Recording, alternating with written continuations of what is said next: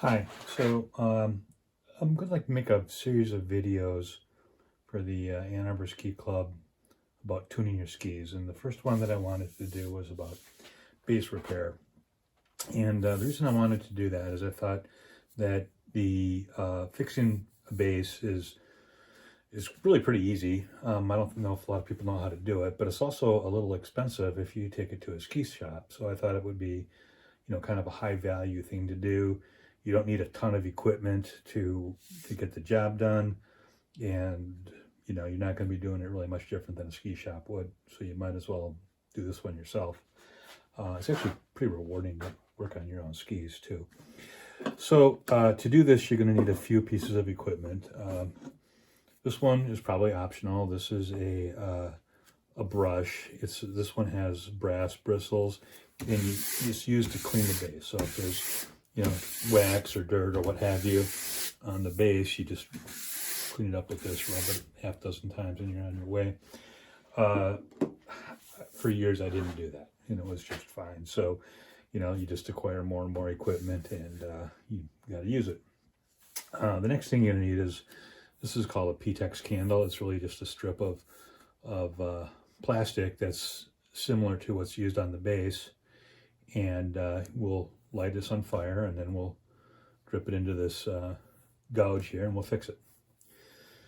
So to light it on fire, you're going to need something, matches perhaps. This is from a barbecue. These are nice. I kind of like this. You can use it for lighting off fireworks. It's got a little extra horsepower, or you can really, this might be too much. I don't know. Anyway, we'll set this one aside, and we'll probably use my personal favorite, the fireworks lighter.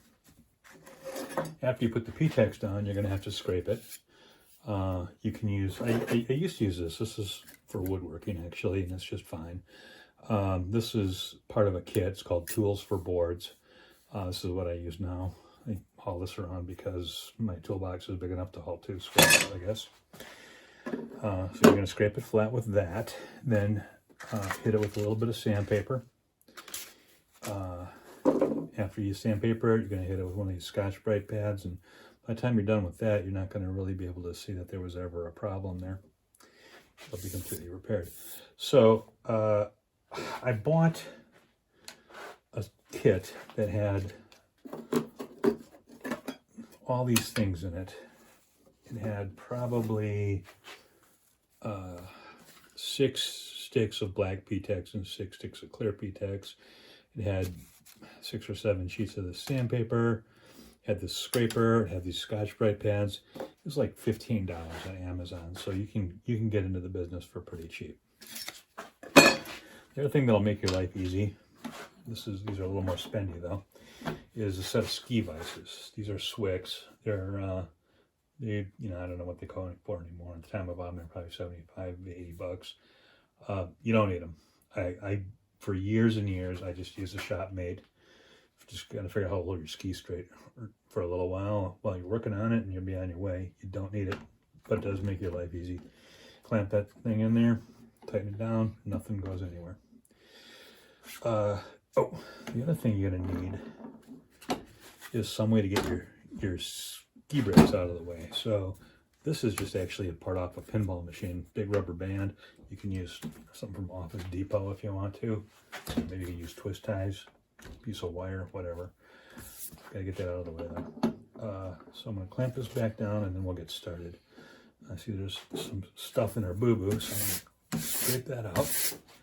And then I'm gonna get going with the P-Tex and use my fireworks lighter. This has been used before, that's why it's got that little drooping on the end there. Sometimes getting started can be a little tricky. Okay, so that's going now, and once it starts zerping, you're gonna just drop the molten plastic into the boo-boo here. This is much like you used to do with your Green Army men. If it gets too hot, you can get closer to the base, and that'll sort of regulate the temperature of the flame. Sometimes I can get like a rhythm going. And you don't necessarily have to stack dimes like you're welding. I can kind of sometimes get it so I just sort of lay a big long bead in there of plastic without the ripples, but I'm not getting that today, so.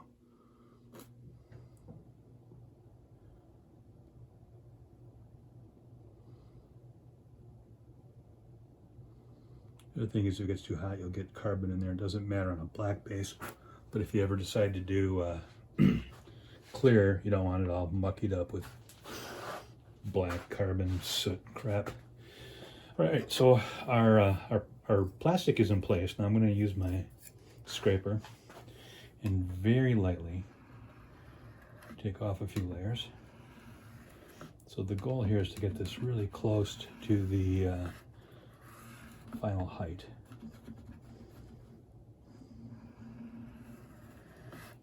I'm going to go the other way because I got a big mound on the end here that I'm having a little trouble getting out.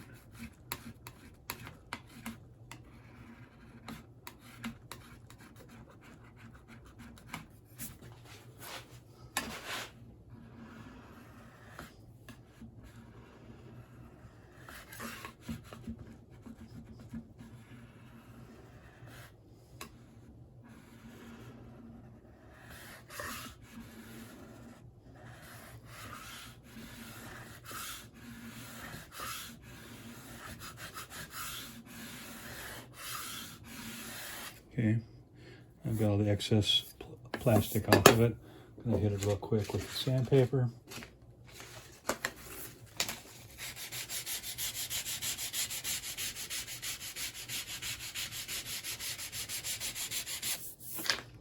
Give it with the Scotch-Brite pad, and you know you can't see that there was ever a problem there. Once you wax it, gone for good. So that's how you repair a base after you hit a rock or something like that.